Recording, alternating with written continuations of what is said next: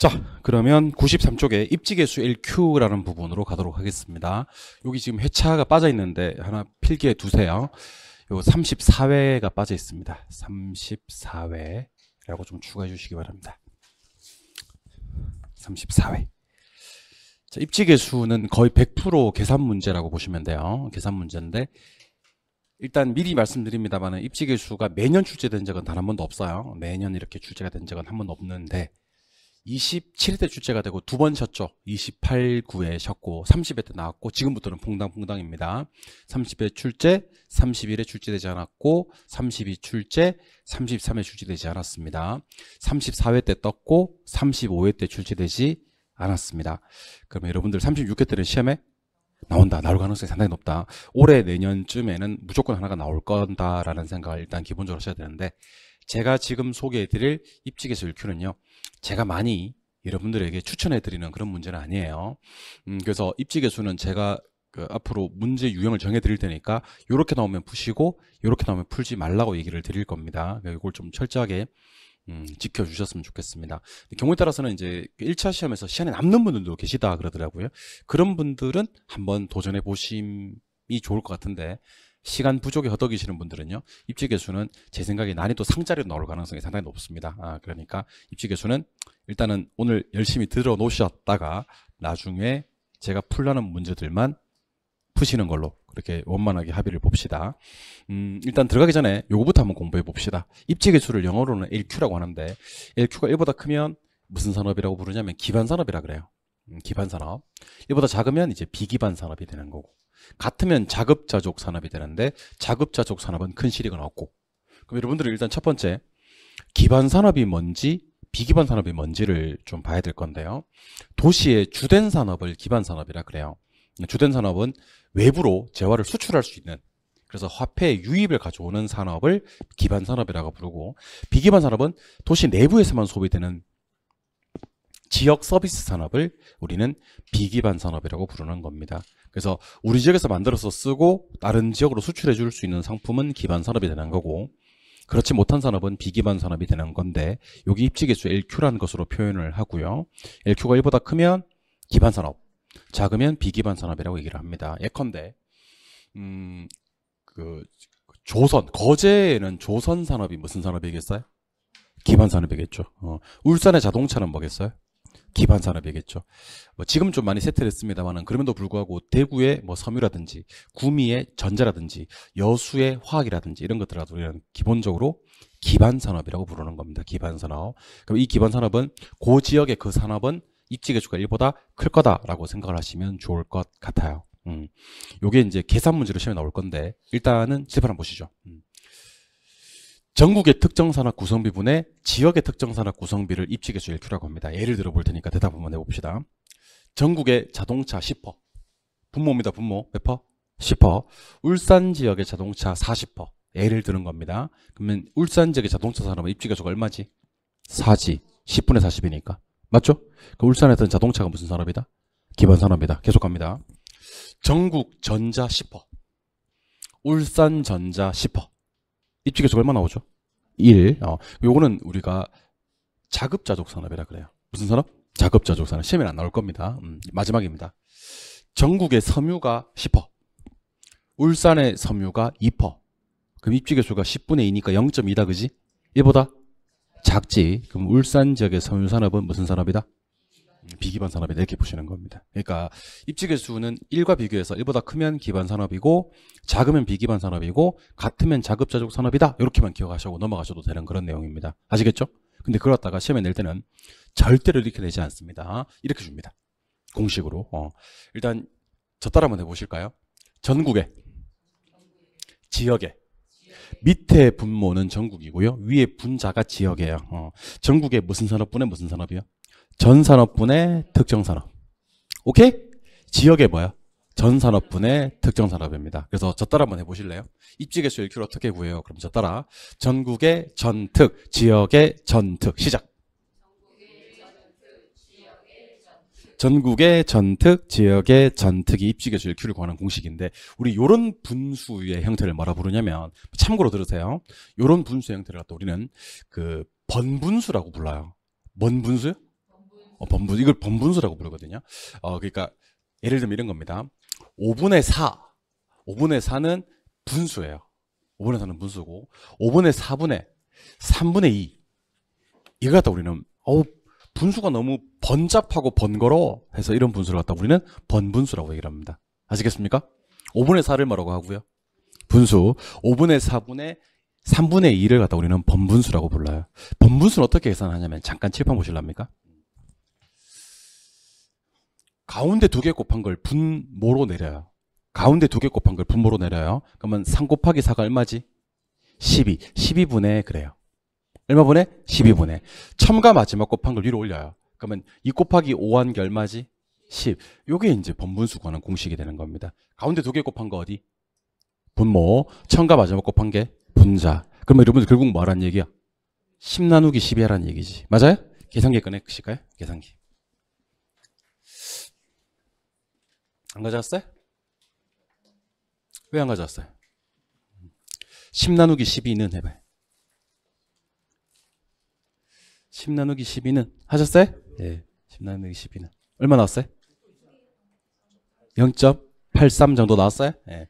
소수점 세제짜리에서 반올림하면 0.83이라고 하시면 됩니다. 근데 이걸 갖다 계산기 입력하는 방법을 제가 좀 알려드릴게요. 계산기 입력 방법. 자, 지금 이 시간부터입니다. 지금 이 시간부터 계산기에다가 번분수를 계산할 때는요, 이렇게 계산하시면 돼요. 저 따라 한번 해보세요. 이거 곱하기 이거. 나누기 이거, 나누기 이거는 시작. 자, 처음부터 시작. 이거 곱하기 이거, 나누기 이거, 나누기 이거는으로 계산할 겁니다. 한 번만 더. 이거 곱하기 이거, 나누기 이거, 나누기 이거는으로 계산할 겁니다. 앞으로 번분수 계산은요, 첨가 마지막 걸 뭐하고? 곱하고, 가운데 두 개를 나눈 다음에 는 눌러서 계산할 거라고요. 그럼 어떻게 계산한다고요? 시작. 2 곱하기 5, 나누기 3, 나누기 4는 이렇게 계산할 겁니다. 한번 해보죠. AC 누르고 2 곱하기 5, 나누기 3, 나누기 4는 때려봐요. 그럼 계산기에 0.83333 똑같은 답이 떠요, 안 떠요?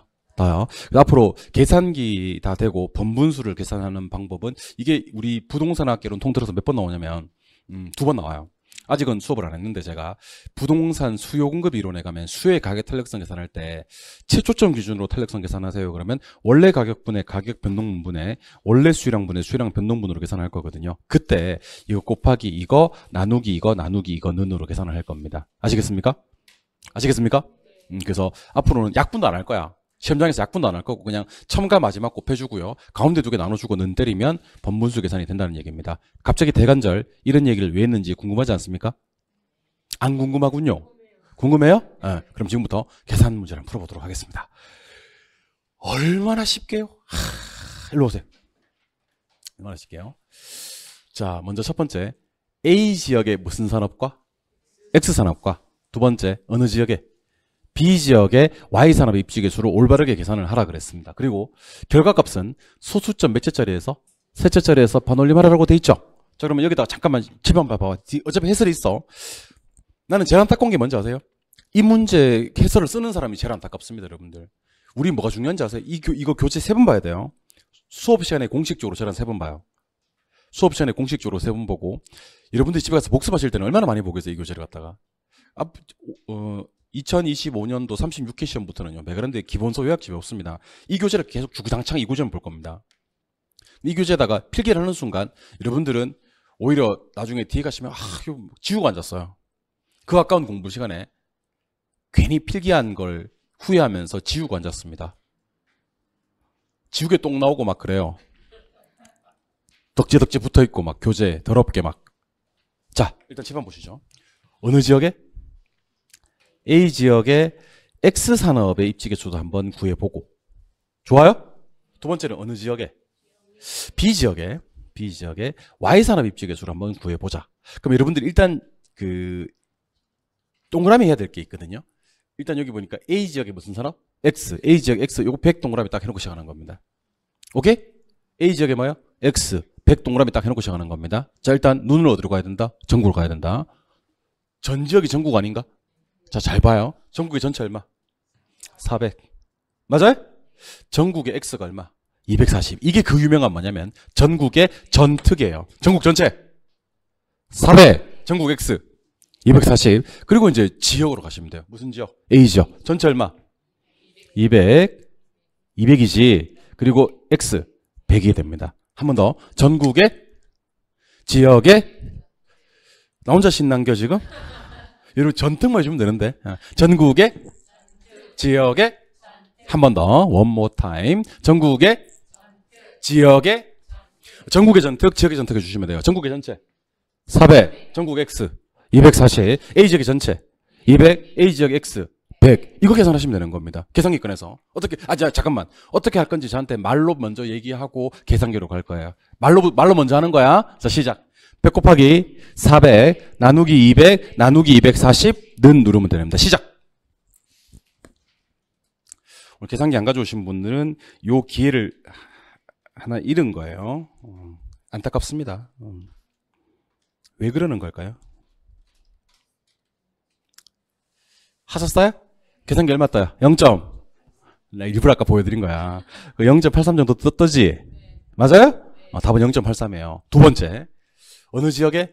B 지역에 Y 산업. 동그라미 치고 시작하자 그랬어. 어느 지역에? B 지역에 Y. 60이잖아, 그지? 근데 처음에는 눈을 어디다 둔다? 전국으로 간다. 전국의 지역의 전국 전체 400, 전국 Y. 그렇지. 전국 전체, 전국 Y 가는 이 특정 사람이 Y 산업입니다. 지역 전체 200, 지역 Y 600이 60이 되는 겁니다. 오케이? 이게 뭐라고요? 시작. 전국의 지역의 아까 저거였지. 전국의 지역의 지금은 이거였지. 시작. 전국의 지역의 이렇게 하는 겁니다. 어떻게 할 건지 말로 먼저 얘기하고 갑시다. 시작. 60 곱하기 400 나누기 200 나누기 160는 시작.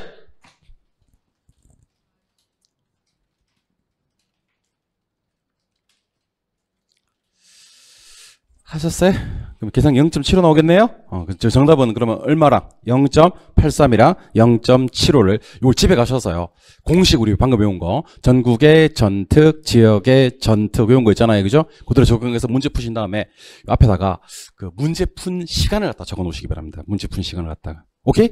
예를 들면 두 개를 푸는데 지금 만약에 1분 예를 드는 겁니다. 1분 10초 걸렸다. 그럼 1분 10초라고 적어 두시면 돼요. 아시겠죠? 근데 이 교재를 갖다가 앞으로 우리가 공식적으로 3번 더 보고 여러분들은 10번쯤 더 볼 거란 말이야. 그럼 다음에 풀 때는요. 요거 시간 한번 땡겨볼까 하고 트레이닝을 하는 겁니다. 그럼 처음에 풀 때는요. 너무 땡겨놔도 안 좋아. 아시겠어요? 처음에는 정확히 푸는데 주안점을 두시고 시간이 많이 걸려도 좋으니까요. 문제 정답 맞추는데 주안점을 두시고 다음에는 정확성은 유지하는 가운데 시간을 자꾸 땡기는 거야. 그러다가 언제까지 가면 제일 좋냐면요. 한 40초, 50초 만에 두 개 다 푸시잖아요. 그러면 그때는 대박입니다. 아시겠죠? 시험장 들어가는 날은 목표 시간 40초를 목표로 두 개 다 푸는데 그러면 개당 15초에서 20초 만에 풀어야 되겠지. 전국의 전특, 지역의 전특, 전국의 전특, 지역의 전특. 계산기 입력값은 이거 곱하기 이거, 나누기 이거, 나누기 이거 는으로 푼다는 것을 기억해 주시면 좋을 것 같습니다. 이해하셨습니까? 근데 이 문제만 푸는 걸로 뒤에 가시면 어떤 문제가 나오냐면 어마무시한 문제가 나오는데 요 문제 답은 0.83에 0.75가 됩니다. 근데 이번 문제는요.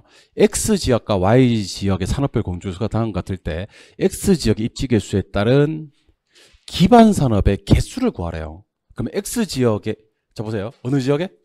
X지역에 산업이 몇 개 있는데? 5개 있는데 이 입지 개수를 다 구해야 될 거 아니에요. 왜냐하면 무슨 산업의 개수를 구해야 되니까? 기반 산업의 개수를 구해야 되니까. 그럼 기반 산업의 결과치 5개를 다 구한 다음에 뭐보다 크면? 1보다 크면 기반 산업이고 1보다 작으면 비기반 산업이잖아요. 그럼 이거는 입지 개수를 몇 개 구해야 돼? 5개. 이런 게 전형적인 난이도 상짜리 문제예요. 이런 문제는요. 눈길도 주면 안 돼요. 눈길도 주면 안 됩니다. 그래서 이 문제도 옆에다가 문제 다 푸는데 걸리는 시간을 한번 적어 놓는 겁니다. 전국의 전특, 지역의 전특으로. 오케이? 해설은 밑에 있는데 그 입지 개수를 몇 개 구해야 되냐면 하나, 둘, 셋, 넷, 5개 구해야 돼요. 결과만 알려드릴게요. 5개 구하니까 입지 개수가 D 산업만 1보다 커요. 그럼 결국에는 입지 개수가 1보다 큰 게 몇 개? 1개. 해서 답은 2번인데 이런 문제는 풀다 지쳐 잠이 드는 그런 문제예요. 아시겠어요? 그래서 저랑 하나 정합시다, 여러분들. 입지 개수는 이번 시험에 나올 것 같은데 안 나올 것 같은데? 나올 것 같은데 몇 개까지는 푸는 걸로? 2개까지는 푸는 걸로. 오케이? 그 다음에 4개, 5개 묻는 문제는 풀지 않는 걸로, 그리고 3개 정도를 경계선으로 보시기 바랍니다. 3개선은 나는 가슴에 손을 얹고 계산 능력이 좀 뛰어나. 그러면 3개까지는 풀고, 나는 가슴에 손을 얹고 계산 능력이 좀 거시기 해. 그런 분들은 안 푸는 걸로 그렇게 하시기 바랍니다. 4개부터는 계산 뛰어나고 나발이고 풀지 않는 걸로. 아시겠어요? 그러니까 요건 입지 기준 하나 정해서 가야 됩니다. 여러분들 우리 시험 점수가 90점 나오면 좋아요, 안 좋아요? 별로 안 좋아요. 별로 안 좋아요. 1차는요 90점 나올 필요는 사실 없어요. 2차는 90점 알죠? 이유는 1차는 몇 과목이라서 두 과목입니다. 1차, 예, 2과목이라서 점수를 꿔줄 수 있는 게 한 과목밖에 없는 겁니다. 맞죠? 그럼 1차는 몇 과목이 만점? 80점이 만점입니다. 2차는 점수를 꿔줄 수 있는 과목이 몇 과목이라서? 2과목이라서 나 말고 2과목이 더 있기 때문에 100점 맞으면 좋아요. 20점, 20점씩 주면 좋거든요. 근데 1차는 만점이 80점이다라는 느낌으로 우리가 시험을 치르셔야 됩니다. 그래서 요런 문제 그냥 안 푸는 게 좋아요, 여러분들. 우리 옛날 한번 제가 소개해 드렸을 것 같은데, 우리 옛날 어른들은요 감나무에 감을 딸 때요 다 따지 않았대요. 절대로 다 따지 않았답니다. 한두 개를 반드시 남겨놓고 감을 땄답니다. 그럼 나머지 한두 개는 뭐예요? 까치밥. 좋아요. 까치밥으로 남겨둡니다. 조상들의 지혜를 엿볼 수 있지 않습니까? 그죠? 우리 시험장에 가셔서 부동산 학개론에 까치밥 남겨둡시다. 출제위원도 먹고 살아야죠. 여러분들 그들이 문제를 냈는데 홀라당 다 맞춰버려봐. 여러분들 평생 공부만 해오신 분들인데, 박사학위 받아가지고 평생 공부만 해오신 분들인데 홀라당 다 맞춰버리면요 그분들은 뭘 먹고 살라고. 그렇지 않습니까? 막 나중에 심할서 써야 되고 막 그래. 문제를 뭐 이렇게 냈어요. 100점이 왜 나와요? 막 이렇게 된다니까. 아시겠어요? 물론 여러분들이 그분들을 이겨서 기분이 좋을 수는 있겠지만 그분도 집에 가면 토끼 같은 자식들이 있고 한데, 여러분들 너무 다 맞추고 그러지 마요. 나 다 맞추고 그럴까 봐 걱정돼 죽겠네. 그런 걱정도 하지 마요. 그러니까 아무 걱정도 하지 말고 입지 개수는 2개까지는 풀고 4개부터는 안 푸는 걸로, 그렇게 저랑 잠정적으로 원만하게 합의를 보고 넘어갑시다. 아시겠죠? 다만 입지 개수는 2개까지 푸는 데는요 정말 무리가 없어요. 그냥 전국의 전특, 지역의 전특, 이거 곱하기 이거 나누기 이거 눈만 찾으시면 되는 그런 문제거든요. 그러니까 이것도 시간을 한번 옆에다가 써보시기 바랍니다. 아시겠죠? 하지만 풀지는 않는 것으로 그렇게 한번 기억을 해보시면 좋을 것 같습니다. 이 문제는 나빠요. 아까 문제 정도만 푸는 걸로 하시죠. 여기 입지 개수였습니다. 고생하셨고요. 교재 페이지 좋아요. 이제 96쪽으로 갑니다. 96쪽 제3절의 입지 이론으로 가겠습니다. 96쪽의 입지 이론. 자, 96쪽의 입지 이론 찾으셨어요? 찾으신 분들 칠판 한번 바라봐 주시기 바랍니다. 입지 이론 1번 제목이 무슨 입지 이론이죠? 서비스업의 입지론. 최근 10년간 10번 나왔던 그런 내용이고요. 조금 더 가니까 뭐가 또 나오고 등장하기 시작하냐면, 요거 보니까 교재 페이지 102쪽 102쪽에 가시니까 무슨 입지론이 떠요? 공업 입지론이라고 떠요? 여기까지입니다. 오늘은 진도를 갖다가 제가 무리해서 안 나가고요. 공업 입지론까지만 나갈 거예요. 나갈 거고, 그리고 대신에 여기 계산 문제를 100% 소화를 시켜드릴 겁니다. 그러니까 제가 지난주에도 말씀드렸습니다만은 진도 나가는데 주안점을 두지 않으려고 합니다. 제가 진도 중간에 하나 빼려고, 정책론이나 이런 거 하나 빼려고. 왜 그러려고 하냐면, 제가 강의를 해보니까 그런 게 있더라고. 어떤 게 있냐면, 11월 달에 이렇게 공부를 시작하신 분들 있잖아요. 우리 지금 공부하신 분들 있잖아요. 이분들이 1월달, 2월달에 오신 분들보다 실력이 좋아야 되잖아요. 그죠? 아니, 공부를 갖다가 그래도 2달이나 먼저 했는데. 그렇잖아요? 3, 4월달에 오신 분들보다는 훨씬 실력이 좋아야 될 거 아닙니까? 그쵸? 5, 6월달에 오신 분들은, 완전 실력 차이가 엄청나야 될 거 아닙니까? 근데 제가 어떤 경우를 봤냐면, 분명히 이 사람 11월달, 12월달에 오신 분인데, 3월달에 오신 분들한테 한 5, 6월달 정도에 질문하고 앉았어요. 야, 이거 어떻게 풀었어? 막 이렇게 질문하고 있어요. 그 표정이 너무 순수해서 지랄도 못하겠어요. 그러니까 엄청 일찍 와서 공부를 시작했는데 늦게 오신 분들이랑 실력 차이가 없는 경우가 종종 있더라고요. 그건 좀 어떻게 보면 약간 슬픈 일인 것 같아요. 그래서 난 좀 일찍 오신 분들, 우리 얼리버드들은요 실력 차이가 좀 나게 만들어 드리고 싶어요. 1월달, 2월달에 오신 분들이랑 막 계산기 막 두드리고 있으면 얼마나 멋있겠어요. 1월달에 오신 분들은. 너도 열심히 하다 보면 이렇게 될 수 있어. 이렇게 할 수 있는 여러분들이었으면 좋겠어요. 실력 차이 나게 만들어 드리겠습니다.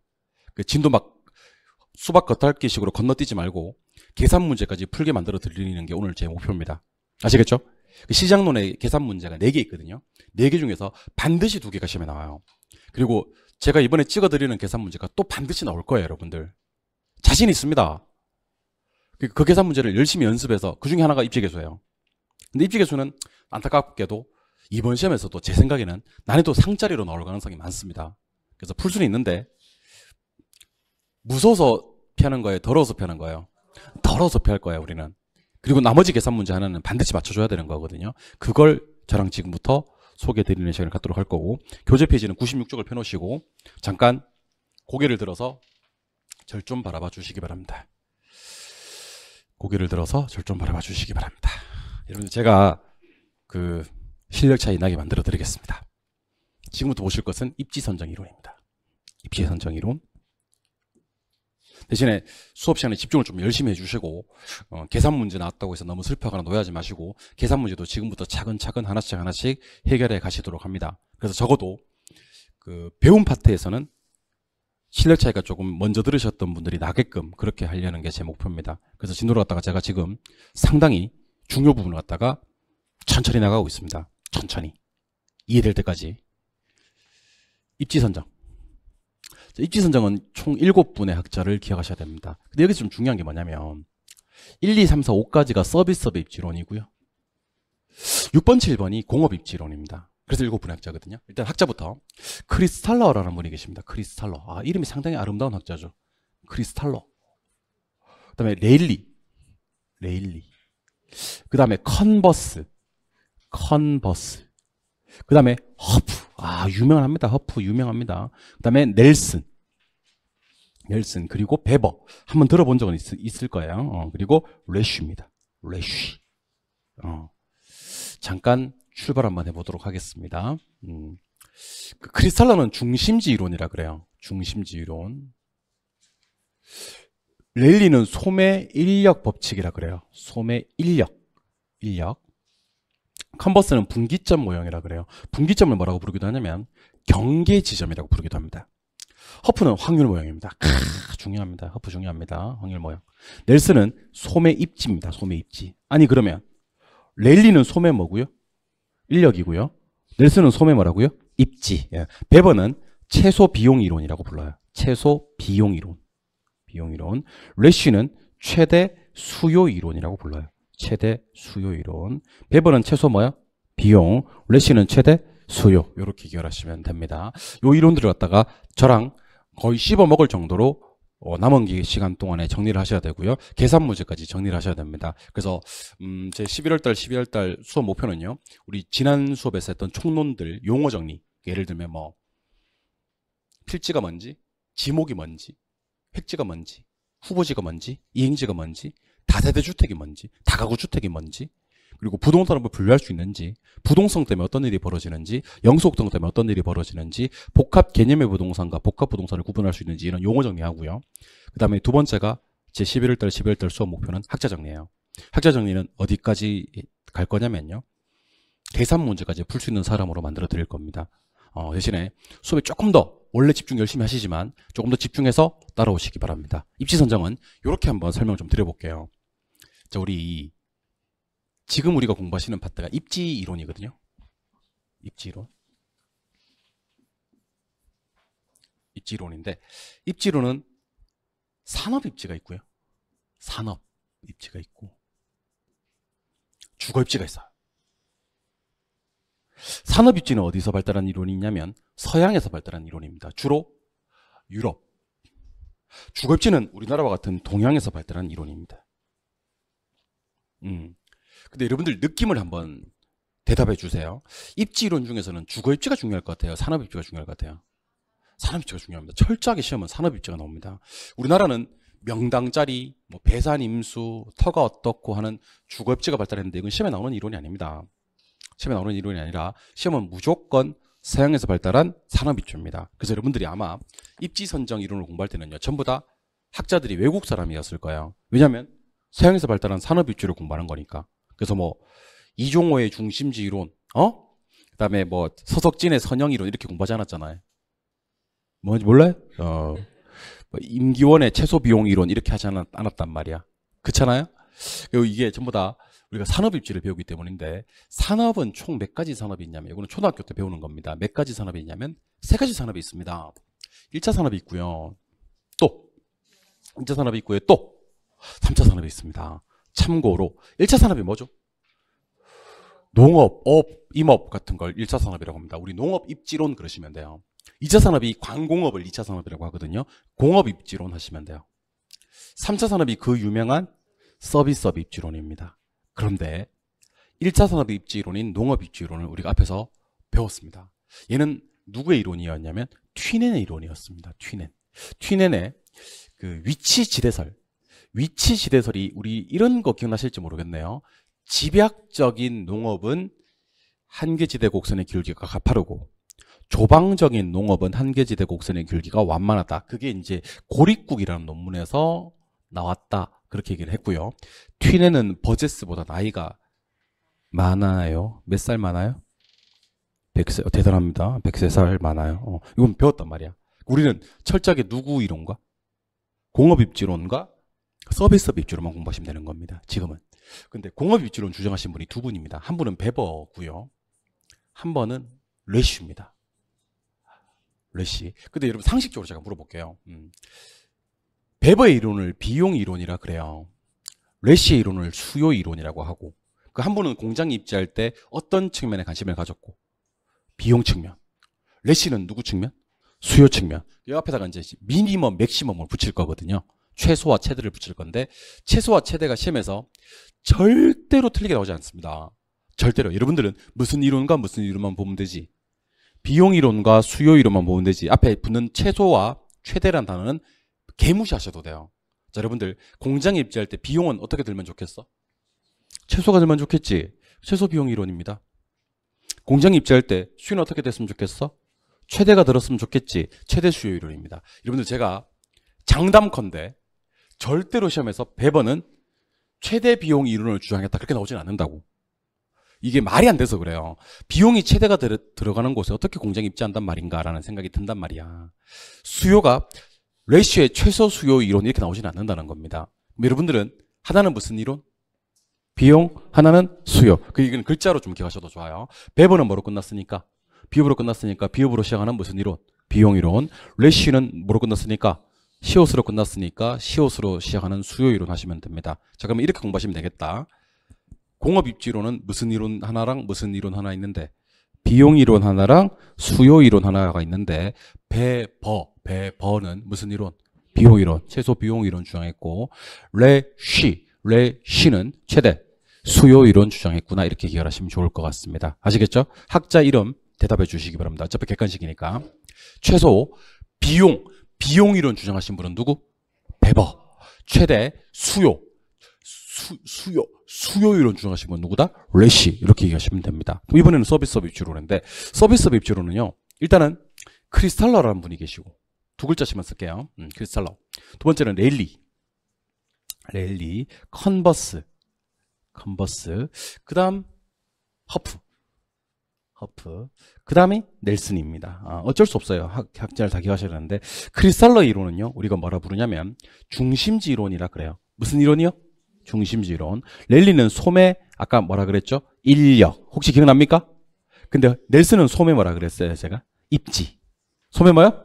입지. 컨버스는 분기점 하셔도 되고, 세 글자로는 분기점, 네 글자로는 경계지점 이렇게 하시면 됩니다. 세 글자로는 뭐야? 분기점. 네 글자로는 뭐야? 경계지점. 허프는 무슨 모형입니까? 그러면 확률 모형입니다. 하시면 돼요. 참고로 이 중에서 계산 문제가 참 좋아요. 계산 문제가 컨버스에서 나와버렸어요. 계산 문제는 딱 세 군데에서 나올 수가 있거든요. 랠리 아니면 컨버스 아니면 허프에서 나올 수가 있어요. 근데 직전 시험에 어떤 35회 시험에서 뭐가 떴으니까 컨버스는 미리 말씀드립니다만은 매년 시험에 출제된 적이 한 번도 없어요. 올해는 무조건 뭐 아니면 랠리 아니면 허프예요. 거의 뭐 90% 이상의 확률로 이번 시험의 계산 문제는 랠리나 허프에서 계산이 하나 뜨고 이론이 또 하나 떠요. 이론이. 그러니까 입지선정 이론은 입지선정 파트에서만 두 문제가 뜹니다. 두 문제가 뜨는데 계산 하나랑 이론 하나가 뜰 겁니다. 그러니까 그냥 넘어갈 수가 없는 파트예요. 두 문제가 요 한 부분에서 나온다라고 생각하시면 좋을 것 같습니다. 그래서 여러분들 이거를 저랑 일단 첫 번째는 분류할 수가 있어야 되거든요. 저를 좀 바라봐 주세요. 입지 선정 이론은 크게 무슨 입지와 무슨 입지가 있다 그랬어요. 산업 입지와 주거 입지가 있는데 우리는 무슨 입지 공부하기로 했다? 산업 입지. 산업 입지는 주로 어디서 발달했는데? 세상에서 발달했는데 몇 가지 산업이 있다? 세 가지. 뭐요? 1차, 2차, 3차인데 입지로만 붙이면 됩니다. 1차는 농업 입지론, 2차는 공업 입지론, 3차는 서비스업의 입지론 하시면 됩니다. 근데 농업 입지론은 누구요? 튀네네 뭐 우치시 대설? 앞에서 했던 거고. 공업 입지론이 두 분이 계십니다. 비업으로 끝나는 누구요? 베버, 시오스로 끝나는 레시. 그런데 베버는 최소 비용 이론 주장했고 레시는 최대 수요 이론 주장. 끝. 됐어요. 중심주론 주장하신 분이 누구고요? 크리스탈러. 소매 인력은 랠리. 소매 입지는 넬슨. 분기점은요? 컨버스. 확률은 허프. 이렇게 하시면 됩니다. 그럼 제일 먼저 봐야 될 게 크리스탈러의 중심지 이론, 우리 서비스업 입지론을 먼저 볼 건데 중심지라는 단어가 있고요. 배우지라는 단어가 있거든요. 이거부터 먼저 구분을 하고 가도록 하겠습니다. 뭐랑 뭐가 있다고요? 중심지, 배우지. 자, 출발 한번 해보겠습니다. 자, 우리 교재 페이지 96쪽부터 갈게요. 자, 눈을 크게 뜨고 칠판 한번 바라봐 주시기 바랍니다. 뭐나 뭐가 있는데 중심지나 배우지가 있는데, 자, 중심지는요, 배우지다가 재화나 서비스를 제공하는 곳을 말합니다. 아, 여기 중요한 편이 나오네. 제공 뭐? 하는 곳. 하는 곳을 중심지라고 하고, 배우지, 두 글자로 상권이라고 하는데, 배우지는요, 중심지에서 재화나 서비스를 제공 뭐 하는 곳? 받는 곳을 말합니다. 그래서 여러분들 어떤 게 중심지고 어떤 게 배우지인지 잘 모르겠으면 이렇게 이해하시면 좋을 것 같습니다. 이렇게 이해하시면 좋을 것 같습니다. 저희가 여러분들한테 강의를 제공합니까? 여러분들은 저한테 강의를 제공받습니까? 그러면 저는 뭐요? 중심지, 배우지. 이종호 중심지, 우리 배우지. 이렇게 얘기하시면 좋을 것 같습니다. 이종호는 뭐요? 중심지. 내가 여러분들한테 강의를 제공하니까, 하니까. 여러분들은 저한테 강의를 제공받으니까 여러분들은 제 배우지가 되는 겁니다. 이해하셨습니까? 무슨 중심지에 무슨 배우지가 있게 마련이냐면요, 좋은 중심지에 좋은 배우지가 있기 마련입니다. 아시겠습니까? 나는 개인적으로 상당히 좋은 중심지라고 생각하거든요. 여러분들이 좋은 배우지였으면 좋겠습니다. 시험 어떻게 나온 적이 있냐면, 이게 그렇게 공부를 안 하시면 큰일 나는 게, 이게 한번 나온 적이 있어요. 4번 제목 한번 읽어보실래요? 시작. 중심지, 재화 및 서비스. 이게 시험 어떻게 나왔냐면, 자, 원래 중심지, 재화 및 서비스는 이거예요. 중심지에서 배우지로 제공되는 재화 및 서비스를 중심지, 재화 및 서비스라 그래요. 근데 시험 어떻게 나온 적이 있냐면, 골 때립니다, 진짜. 배우지에서 중심지로 제공되는 재화 및 서비스다. 바꿔서 나왔어요. 근데 이게 바꿔서 나오면 틀려요. 이게 바꿔서 나오면 틀린다고. 자, 잘 보세요. 중심지 재화 및 서비스라는 것은 from 누구로부터? 중심지로부터 to 누구에게? 배우지에게 제공되는 서비스, 재화와 서비스를 얘기하는 거지, from 배우지에서 to 중심지로 제공되는 재화 및 서비스를 얘기하는 게 아니란 얘기입니다. 저 우리 예전에 학창시절에 왜 연애편지 같은 거 쓸 때, to 그녀에게, from 이종, 뭐 이렇게 학창시절에 연애편지를 안 쓰셨나요? 안 쓰셨군요. 공부만 하셨어요? 잘하셨어요. 아무튼 누구로부터 누구에게가 상당히 중요한 겁니다. 누가 제공하죠? 중심지. 누가 제공받죠? 이걸 머릿속에 넣으세요, 일단은. 이걸 머릿속에 안 넣으면 나중에 중심지 및 재화 및 서비스에서 누구에서 누구한테로 제공되는 재화 및 서비스인 줄을 헷갈리게 됩니다. 아시겠습니까? 가면 갈수록 용어 정리에서 이런 어떤 디테일한 부분을 시험에서 묻기도 하거든요. 근데 크리스탈러의 중심지론에 가니까 골 때립니다, 이거. 자, 보세요. 요거 한번 읽어볼래요? 도달범위 하기도 하고 뭐요? 재화의 도달범위. 요거 한번 읽어볼래요? 최소 요구치. 요거 한번 읽어볼래요? 최소 요구 범위. 맞아요? 근데 지금부터 하는 얘기 잘 들어요. 도달범위 끝날 때 뭐로 끝났어요? 범위로 끝났죠? 최소 요구 범위 끝날 때 뭐로 끝났어요? 범위로 끝났죠. 범위로 끝나는 놈들은 단어 끝에 뭐가 있냐면 까지거리예요. 오케이? 끝날 때 뭐로 끝나는 놈들은? 범위로 끝나는 놈들은 단어 설명에 뭐가 있어야 됩니까? 까지거리. 자, 그러면 출발합니다. 이 범위를 넘었으면 더 이상 재환화 서비스가 제공이 안 돼요. 이 범위를 넘어서는 순간 수요자가 없어져요. 즉 중심지가 재환화 서비스를 제공하는 최대한의 범위로서 이 범위를 넘어서면, 자 갑니다. 수요가 0이 되는 곳까지의 거리. 수요가 0이 되는 곳까지의 거리는 무슨 범위고요? 도달 범위고요. 오케이? 자, 그리고 누가요? 판매자가 뭐를 얻으려면? 정상인 얻으려면 뭐를 포함해야 되는데? 충분한 소비자를 포함해야 되는데 그까지의 거리를 뭐라 부른다고요? 최소 요구 범위라고 하고요. 최소 요구치는요, 중심지 기능이 유지되기 위해서 필요로 하는 최소한의 수요 요구 규모를 우리는 최소 요구치라고 부릅니다. 요 세 개 용어 정리가 안 되시면 조금 거시기 합니다. 시험에서는 상당히 디테일하게 묻습니다. 지금까지 제 얘기를 듣고 여러분들은 저한테 세 개 단어만 얘기할 수 있습니다. 자, 저를 한번 보세요. 저를 한번 보세요. 일단 따라해 보세요. 도달 범위, 최소 요구치, 최소 요구 범위. 고개를 들어서 줄 좀 바라봐 주세요. 잘 됐다. 화면 일부러 바꾼 거니까 제가 얘기한 게 도달 범위인지 최소 요구치인지 최소 요구 범위인지를 한번 얘기해 달라고요. 아시겠어요? 요거 오늘 암기시킬 겁니다. 암기 못하면 집에 못 가요. 가자. 판매자가 정상 이윤 얻으려면 소비자를 포함해야 될 거 아닙니까? 그까지의 거리는요, 최소 요구 범위라 그래요. 재화가 다시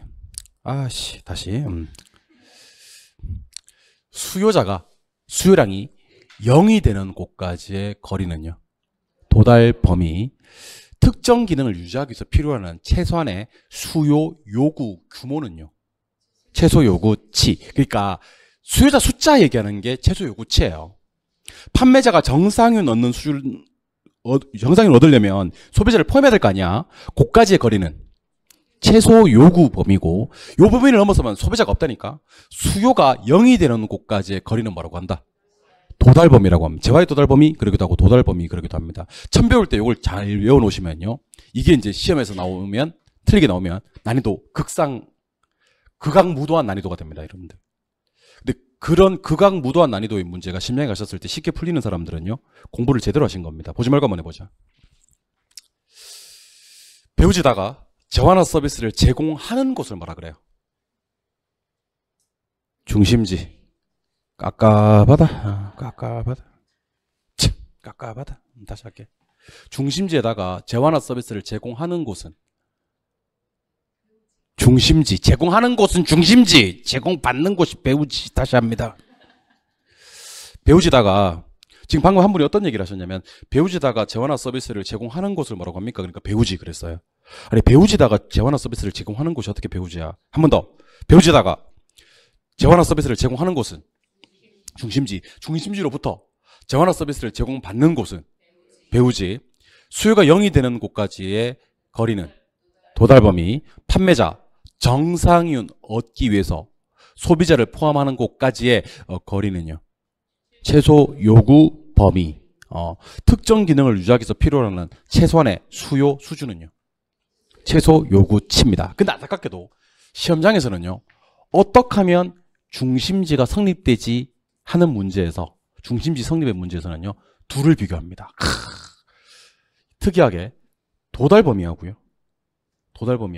최소 요구 범위를 비교하는 게 아니라, 그렇게 비교도 되긴 한데, 크리스탈러의 중심지로 원문에는요, 도달 범위와 최소 요구치를 비교합니다. 그럼 두 개는 단위가 통일되어 있지 않거든요. 그래서 두 개를 단위를 통일하겠습니다. 절 보세요. 특정 점포가 이런 얘기를 합니다. 하루 매출액이 50만 원 밑으로 떨어지면 장사 안 해. 그렇게 얘기를 합니다. 하루 매출액이 50만 원 밑으로 떨어지면 장사 안 해. 이 50만 원은 이 점포의 최소 요구치입니다. 뭐라고요? 원래는 최소 요구치는 수요자 숫자를 얘기하는 건데 그걸 금액으로 제가 환산해 드렸다고, 여러분들 이해하기 쉽도록. 얘는 하루 매출액이 얼마 밑으로 떨어지면 장사 난다고 얘기를 하냐면 50만 원 밑으로 떨어지면 장사 난다고 얘기를 합니다. 이 50만 원은 이 점포가 유지되기 위한 뭐가 된다고요? 최소 요구치. 근데 이 매장이 소비자를 끌어당기는 힘의 크기는 여기까지예요. 요 범위를 넘어서면 수요가 0이 되는 곳까지의 거리입니다. 여기서 20만 원어치가 팔려요. 그럼 방금 제가 소개해드렸던 20만 원은 뭐냐면 도달범위예요. 뭐라고요? 도달범위. 뭐라고 부르기도 한다? 재화의 도달범위라고 얘기하게 됩니다. 요 범위를 넘었으면 수요자가 제로가 된다고요. 자, 그럼 천천히 대답해봐요. 이 점포는 최소 얼마를 요구하고 있는데? 50만 원을 요구하고 있는데 도달범위 안에서는 얼마나 팔려야? 20만 원어치가 팔리지? 그럼 누가 더 커요? 최소 요구치가 더 크지? 중심지 성립, 불성립? 불성립. 이 점포는 도산합니다. 절대로 중심지가 성립할 수가 없습니다. 오케이? 이번에는 다른 거 보여드릴게요. 점포 얼마 요구하고 있는데? 50만 원 요구하고 있는데 120만 원치가 팔려요. 그러면 최소 요구치를 충족하고도 남음이 있죠. 자, 그러면 천천히 대답하세요. 중심지가 성립되기 위해서는 뭐가요? 도달범위가 최소한 누구보다는요? 최소 요구치보다는 커야 합니다. 시험에서 묶었어요, 안 묶었어요? 묶었지. 당연히 물을 거예요. 누가 누구보다 클 때 중심지가 성립됩니까? 라고 물으면서 절대로 최소 요구 범위랑 비교하지 않는다는 거예요. 누구랑? 도달 범위랑 최소 요구치랑 비교한다는 얘기입니다. 그때는 누가 커야 된다? 도달 범위가 커야 되는데 제가 여러분들 요거 단 한 명도 한 번 딱 듣고 단 한 명도 시험장에서 절대로 안 틀리게 하는 방법이 하나 있습니다. 그거 알려드릴게요. 한 번 듣고 시험장 갈 때까지 안 틀리게 하는 방법을 알려드린다. 좋지 않습니까? 표정 밝게 하세요. 밝게 하세요. 금방이라도 죽을 것만 같은 표정 짓지 마세요. 표정 밝게 하세요. 한 번 딱 듣고 시험장 갈 때까지 절대로 안 틀리게 하는 방법이 저한테 있어요. 진짜 있습니다, 여러분들. 우리 부동산 학에서 요구는 딱 4번 나옵니다. 몇 번? 4번 나옵니다. 잘 들어요. 투자를 할 때 기대 수익률이 아직 안 배웠습니다. 기대 수익률이 클 때 투자입니까? 요구 수익률이 클 때 투자입니까? 이렇게 나와요. 기대 수익률이 클 때 투자예요. 그 다음에 투자를 할 때 내부 수익률이 클 때 투자입니까? 요구 수익률이 클 때 투자입니까? 이걸 뒤에 가셔서는 뭐라 부르냐면 할인현금 수지 분석법이라 그래요. 할인현금 흐름 분석법이라고 하기도 합니다. 할인현금 흐름 분석법에서는 수년가가 0보다 클 때 투자하고요. 수익성 지수가 1보다 클 때 투자하고요. 유명합니다. 내부 수익률은요. 요구 수익률보다 클 때 투자합니다. 뭐가 클 때? 내부 수익률은 요구 수익률보다 클 때. 우리가 저 뒤에 가시면 MBS라는 걸 배우시게 됩니다. MBS가 활성화되려면 저당 수익률이 커야 됩니까? 요구 수익률이 커야 됩니까? 이렇게 나와요. 결론부터 알려드릴게요. 저당 수익률이 커야 됩니다. 마지막입니다. 중심지가 성립되기 위해서는 두 가지를 비교합니다. 도달범위와 최소 요구치를 비교하거든요. 뭐가 커야 될까요? 도달범위가 커야 됩니다. 여러분들 제가 한 번 듣고 시험장 갈 때까지 절대로 안 틀리게 만들어 드린다고 했으니까 고개를 들어서 절 좀 바라봐 주세요. 역사가 이루어지려면 요구가 커서 답이 되는 경우는 없어요. 요구가 커서 역사가 이루어지는 경우는 없어요. 뭐랑 비교도 좋으니 요구는 무조건입니다. 작은 쪽입니다. 이걸 나중에 뒤에 가시면 뭐라 부르냐면 기회비용이라고 불러요. 기회비용. 항상 요구는 큰 쪽이 아니라 작은 쪽입니다. 요구는 무슨 쪽? 작은 쪽. 그럼 몰라도 되는데 제가 문제를 내면 OX로 한번 대답해 주셔요. OX로. 한 번 듣고 시험장 갈 때까지 맞춰야 되니까. 듣고 계세요? 가자. 중심지가 성립되기 위해서는 도달 범위보다 최소 요구치가 커야 된다. X. 틀린 거예요. 투자가 이루어지기 위해서는 기대 수익률보다 요구 수익률이 더 커야 된다. X. 할인연금 흐름 분석법에서 투자가 이루어지려면 내부 수익률보다 요구 수익률이 더 커야 된다. X. 무조건 X. 나쁜 지문이야 이런 거. MBS가 활성화되려면 저당 수익률보다 요구 수익률이 커야 한다. X. 요구는 무조건 무슨 쪽? 작은 쪽. 이걸 우리 네 글자로 아까 뭐라 그랬지? 기회비용. 아직까지 기회비용이라는 단어를 몰라도 좋은데 요구가 커서 역사가 이루어지는 경우가 있다 없다? 없다. 그래서 여러분들이 어차피 객관식 시험이니까 이 표현을 좀 기억하셨으면 좋겠습니다. 요구는 큰 쪽, 작은 쪽? 작은 쪽. 요구가 커서 역사가 이루어지는 경우는 있다 없다? 편하게 들으세요. 중심지가 성립되기 위해서는 도달범위하고 최소 요구치를 비교하거든요. 도달범위가 커야 돼? 최소 요구치가 커야 돼? 도달범위가 커야 되겠지. 근데 중심지가 그럼 성립이 됩니다. 근데 중심지의 종류는 3가지가 있어요. 자, 잘 들어요. 고차원 중심지가 있어요. 중차원 중심지가 있고요. 저차원 중심지가 있습니다. 옛날에는 이런 것들을 문제를 냈거든요. 그래서 나도 이걸 강의를 했었는데 요즘에는 시험이 안 나와 이게. 시험이 안 나오고 지금부터 하는 얘기만 잘 들으시면 됩니다. 아까 중심지가 성립되려면 누구랑 누구를 비교하는데? 도달범위와 최소 요구치를 비교하는데 이거 둘 다 커요. 그러니까 도달범위도 크고 최소 요구치도 큰 중심지는 무슨 중심지? 고차 중심지. 도달 범위도 작고 최소 요구치도 작은 중심지는 무슨 중심지? 저차. 그 가운데를 중차라 그래요. 예를 들어 볼게요. 편안하게 들으세요. 여러분들 백화점. 그 다음에 대형 할인마트. 백화점이나 대형 할인마트는 누구나 창업할 수 있습니까? 아닙니다. 대기업만 창업할 수 있습니다. 걔들 왜 일반 개인들은 창업 못하는지 압니까? 최소 요구치가 너무 커요. 최소 요구치가. 그쵸? 근데 걔들은 차 타고도 가야 안 가요? 가지. 도달 범위도 커요. 그렇게 도달 범위와 최소 요구치가 큰 중심지를 무슨 중심지? 고차. 동네 편의점. 편의점은 나 할 수 있어요, 여러분들. 대출 좀 받으면 얼마든지 할 수 있습니다, 여러분들. 걔는 뭐도 짧고 최소 요구치도 작고 도달 범위도 작고 그렇습니다. 여러분들 차 타고 편의점 가는 경우 잘 있다 없다? 우리 바로 집 앞에 편의점이 있고 저기 차 타고 가야지 편의점이 있으면요. 절대로 차 타고 가는 경우는 잘 없다는 얘기입니다. 도달 범위도 짧고 최소 요구치도 작은 중심지를 저차 중심지, 가운데 중심지를 중차 중심지라고 합니다. 중심지가 달라지면 뭐가 달라지는지 아세요? 상권이 달라지기 시작합니다. 그러니까 문제 풀다가 이런 표현이 나옵니다. 자, 잘 들어요. 도달 범위 떴어요. 최소 요구 범위 떴어요. 그리고 중심지 규모가 달라지면 상권의 규모가 달라진다는 것을 처음으로 실증하셨다라고 떴어요. 그럼 여러분들은 예외 없이 크리스탈러의 중심지론 하시면 됩니다. 근데 크리스탈러의 중심지론은 용어 정리가 상당히 중요합니다. 특히 네 가지 용어 정리를 좀 해보겠습니다.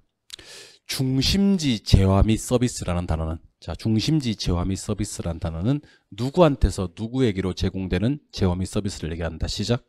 중심지에서 배후지로 제공되는 재화 및 서비스를 얘기한다.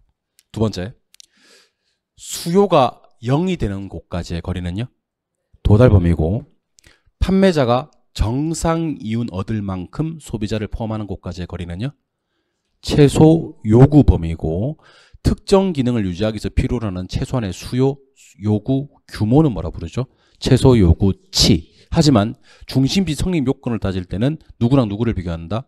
도달 범위와 최소 요구치를 비교하는데 누가 커야 된다? 도달 범위가 커야 된다. 몰라도 되는데 요구는 무슨 쪽? 작은 쪽. 이때 도달 범위와 최소 요구치가 둘 다 큰 중심지는 무슨 중심지? 고차. 둘 다 작은 중심지는 저차. 오케이?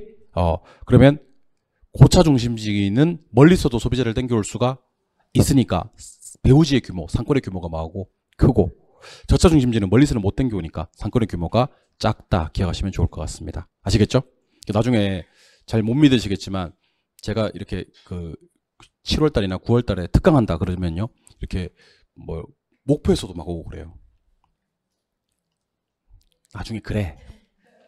뭐 천안에서도 막 오고, 저기 막 광주에서도 막 오고, 특강 들으려고 막 옵니다. 그럼 여러분들은 우리 결혼생은 저차 중심지다, 고차 중심지다, 고차 중심지다, 그렇게 생각하시면 되겠습니다. 아시겠습니까? 가까운 데서만 소비자를 끌어당기는 중심지는 저차 중심지고, 멀리서도 소비자를 끌어당기는 중심지는 고차 중심지다, 그렇게 생각하시면 좋을 것 같습니다. 나중에 특강 시간에 나중에 제가 제일 멀리서 오신 분 손 들어봐요. 그러면 그때 한번 보여드리겠습니다. 결혼생이 얼마나 고차 중심지 지금 잘 모를 건데 나중에는 알게 될 겁니다, 여러분들. 아시겠죠? 오케이. 여기까지가 크리스탈러의 중심지론입니다. 크리스탈러의 중심지론은요, 한번 가볼까요? 소비자의 분포, 거시적 분석을 하신 분입니다. 좀 크게. 어떻게 하면 중심지가 성립되느냐? 둘을 비교했을 때 도달 거리가 최소 요구치보다는 커야 되는데, 요구가 작은 쪽에 위치한다는 것은 반드시 기억을 하셔야 됩니다. 수요가 0이 되는 곳까지의 거리는 도달 범위고요. 최소한의 수요 요구 규모를 나타내는 단어는 최소 요구치고요. 판매자가 정상인 얻는 소비자를 포함하는 경계까지의 거리는 최소 요구 범위입니다. 중심지 재화 및 서비스라는 것은 중심지에서 배후지로 제공되는 재화 및 서비스. 이렇게 화살 표시를 한번 해두시면 좋을 것 같네요. 중심지가 계층화되면서 도달 범위와 최소 요구치의 범위를 가진다 그랬는데, 문제 풀다가 도달 범위가 뜨거나 최소 요구 범위가 뜨면 예외 없이 크리스탈러의 중심지론으로 가시면 됩니다. 당연히 중심지 규모가 달라지면요, 상권의 규모가 달라진다는 것을 처음으로 실증하신 분이 크리스탈러의 중심지론입니다. 크리스탈러의 중심지론 서비스업의 첫 번째 내용이 됩니다. 나머지는 한번 읽어보시면 될 것 같고요. 두 번째,